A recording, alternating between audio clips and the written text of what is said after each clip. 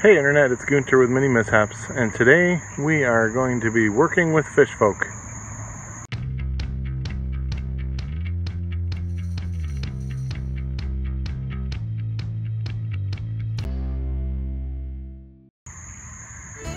So it is National Oyster Day, and that doesn't really have much bearing except that it just meant that that's the next group of minis that we picked to catch up from the pile of boxes that were donated. So we are going to be putting some bases on to some of the Mage Knight Sauhagin, as well as making the bases a little bit bigger for a couple of board game pieces that are also fish folk. And then at the end I'll be painting one of the Mage Knight Sauhagin with some new coloration.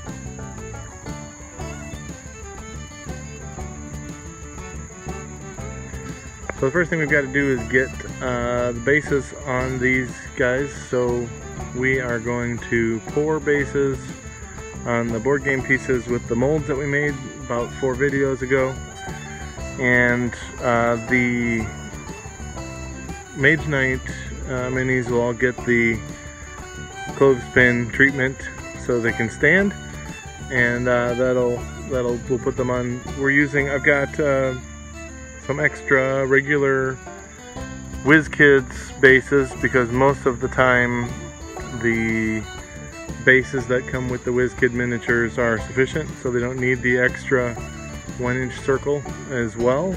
And so anytime that's the case, the extra bases go in the basing drawer, and we're using those.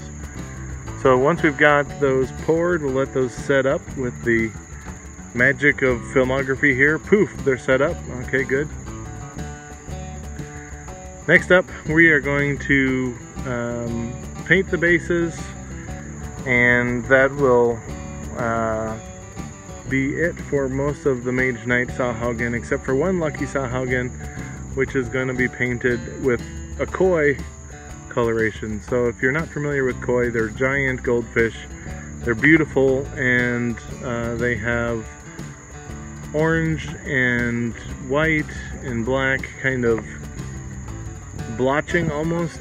It's not really spots, it's more like it's large patches of the color. And I've never seen or heard of a Sauhagin with koi coloration. So we're gonna make it. So the first thing we're gonna do is we're gonna prime them and paint them all white, and then we're gonna add in the orange bits and then some black bits. The original Mage Knight had red fins in contrast to the black scales, so we are going to have that